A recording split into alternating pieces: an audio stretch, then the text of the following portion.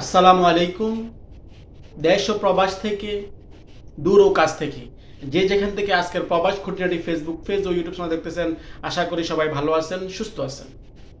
প্রিয় মালয়েশিয়ান প্রবাসী ভাইরা, আপনারা জানেন বর্তমানে মালয়েশিয়াতে আবারও সাধারণ ক্ষমা চলতেছে।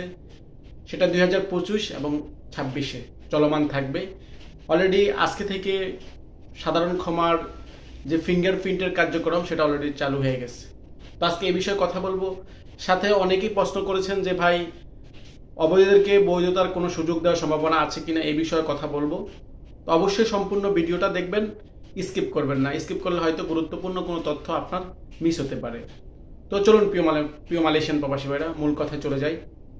প্রিয় মালয়েশিয়ান প্রবাসী ভাইরা, আপনারা জানেন যে বর্তমানে মালয়েশিয়াতে অবৈধদেরকে আবারও নিজ নিজ দেশে ফেরত যাওয়ার জন্য সাধারণ ক্ষমা চলতেছে। সাধারণ ক্ষমায় যারা দেশে চলে যাওয়ার জন্য ইচ্ছুক তারা চাইলেই চলে যেতে পারেন।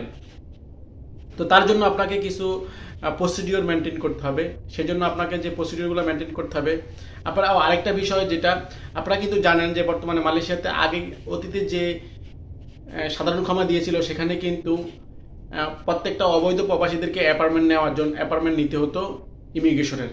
আপনি কোন ইমিগ্রেশনে ফিঙ্গারপ্রিন্ট দিবেন, সেই ইমিগ্রেশনে আপনি অ্যাপার্টমেন্ট নিতে হবে। আর ওই অ্যাপার্টমেন্টের ডেট অনুযায়ী আপনাকে কিন্তু ওই দিন উপস্থিত থাকতে হবে ইমিগ্রেশনে। সেখানে সম্পূর্ণ কার্যক্রম শেষ করে কিন্তু পরবর্তীতে আপনি নিজ নিজ দেশে যেতে পারবেন। কিন্তু এবারের যে সাধারণ ক্ষমাটা, এটার জন্য আপনাকে কোনো অ্যাপার্টমেন্ট গ্রহণ করতে হবে না, অ্যাপার্টমেন্ট সংগ্রহ করতে হবে না। আপনি যেখানে যে ইমিগ্রেশনে আপনি যেতে চান সেখানে আপনি কিন্তু সরাসরি চলে যেতে পারবেন। তবে সরাসরি চলে যাওয়ার আগে কিন্তু একটা বিষয় আছে, আপনার যদি ভ্যালিড পাসপোর্ট থাকে, আপনার যদি পাসপোর্টের মেয়াদ থাকে, তাহলে আপনার ট্রাভেল পাস লাগবে না। আর যদি আপনার পাসপোর্টের ভ্যালিড মেয়াদ না থাকে, তাহলে আপনাকে হাই কমিশন থেকে ট্রাভেল পাস সংগ্রহ করতে হবে। ট্রাভেল পাস সংগ্রহ করার পরে আপনি কোন ইমিগ্রেশনে যাবেন, যে ইমিগ্রেশনে আপনার জন্য সুবিধা হয়, ওই ইমিগ্রেশনে যেতে হবে। তবে আমি বলবো যেখানে আপনার কাছাকাছি হয় ওইসব ইমিগ্রেশন ফলো করবেন, ওইসব ইমিগ্রেশনে যাবেন। তবে মালয়েশিয়াতে সবচেয়ে সেলেঙ্গরের ইমিগ্রেশনে প্রচুর পরিমাণ জ্যাম থাকে, প্লাস জালান জুতা, এইসব ইমিগ্রেশনে কিন্তু প্রচুর পরিমাণ জ্যাম থাকতে পারে। তবে একটা কথা বলবো, এক্সাম্পল আপনাকে বলি, একটা ইমিগ্রেশনের ধারণ ক্ষমতা ক্যাপাসিটি আজকে একদিনে সার্ভিস দেওয়ার মতো ক্ষমতা আছে 300। সেখানে যদি 500 লোক চলে যায়, তাহলে কিন্তু সার্ভিসটা পাবেন না, সার্ভিসটা দেওয়া সম্ভব না। কারণ একটা ক্যাপাসিটি হচ্ছে 300 লোকের, সেখানে আজকে ওরা 300 লোকেরই এক্সাম্পল আমি বললাম আর কি, 300 লোকেরই কিন্তু সার্ভিস প্রদান করবে। আর যে বাকি যে 200 লোক যে অবশিষ্ট যেটা ওখানে পৌঁছেছে, ওদেরকে কিন্তু সার্ভিস দিবে না, হয়তো ওদেরকে টোকেন ধরিয়ে দিবে বা যে কোনো।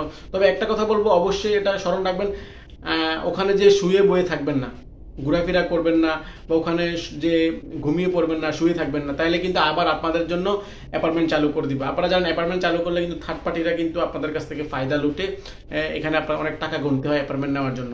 তো এই জন্য বলবো, যেখানে যে ইমিগ্রেশনে গেলে আপনার সুবিধা হবে ওইরকম ইমিগ্রেশনে যাবেন। তবে যাওয়ার জন্য অবশ্যই সময় সকালে যাবেন। সকালে গেলে আপনি হয়তো সার্ভিসটা নিতে আপনার জন্য সুবিধা হবে, এই জন্য এই দিকগুলো বিবেচনা করবেন। আর আপনি ইমিগ্রেশনে যাওয়ার আগে অবশ্যই আপনাকে 14 দিনের মধ্যে একটা বিমান টিকিট কেটে নিতে হবে।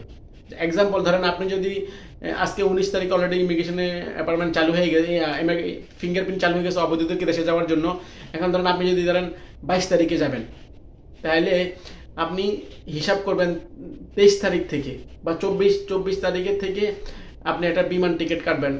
22 তারিখ থেকে শুরু করে আপনি 14 দিনের এর মধ্যে একটা বিমান টিকিট কাটবেন। তবে এমনভাবে ফ্লাইট করবেন না, আপনি 22 তারিখে ইমিগ্রেশনে যাবেন, 23 তারিখে দেশে চলে যাবে, তখন আপনার জন্য একটা ঝামেলা হয়ে যাবে। এই জন্য যেই দিন যাবেন ওই দিন থেকে কাউন্ট করে 2-4 দিন পরে বিমানের ফ্লাইটটা ফেলাইবেন, তাহলে আপনি যেতে সুবিধা হবে।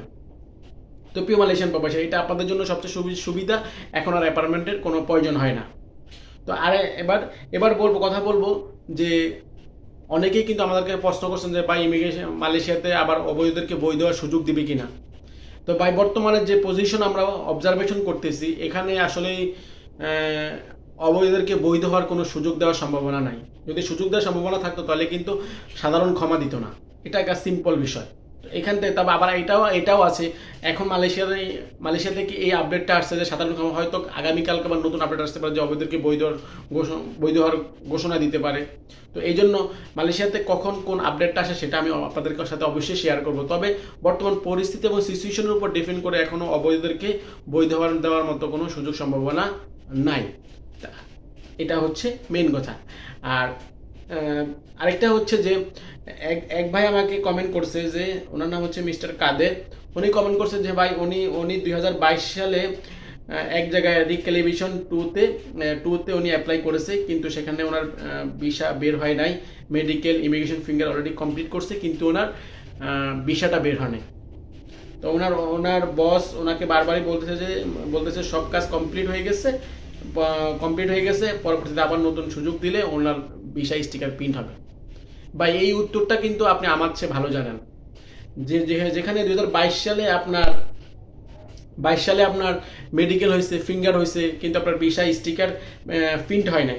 সেখানে অলরেডি অলমোস্ট 23, 24, অলমোস্ট 25 এখনো কিন্তু আপনি ভিসা হাতে পান নাই।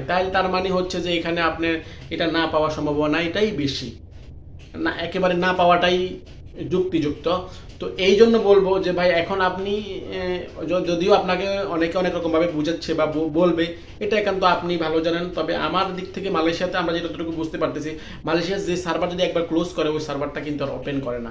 তো সেখানে পিসিলা হিসাব আপনারটা আপনি জানেন, ভালো জানেন, বুঝেন। তবে যদি নতুন করে আবার অবৈধদেরকে বৈধ হওয়ার সুযোগ দেয়, তখন আপনি হয়তো নতুন করে আবার বৈধ হতে পারবেন। তো প্রিয় মালয়েশিয়ান প্রবাসী ভাইরা, বুঝতে পারছেন, যারা অবৈধ আছেন যদি দেশে চলে যেতে চান, অবশ্যই আপনি বিমান টিকিট 14 দিনের বিমান টিকিট কেটে আপনি তারপরে ইমিগ্রেশনে গিয়ে আপনি ফিঙ্গারপ্রিন্ট দিয়ে আপনি দেশে চলে যেতে পারবেন। তো আবারও নতুন কোনো আপডেট তথ্য আসলে অবশ্যই আমরা আপনাদের সাথে শেয়ার করবো। এই পর্যন্ত ভালো থাকবেন, সুস্থ থাকবেন, আবারও দেখা হবে নতুন কোনো ভিডিও তথ্য নিয়ে। এই পর্যন্ত আমাদের সাথে থাকুন। প্রবাস খুঁটিনাটি ফেসবুক পেজ ও ইউটিউব চ্যানেল সাবস্ক্রাইব করবেন। আসসালামু আলাইকুম আ রহমতুল্লাহি ওয়া বারাকাতুহু।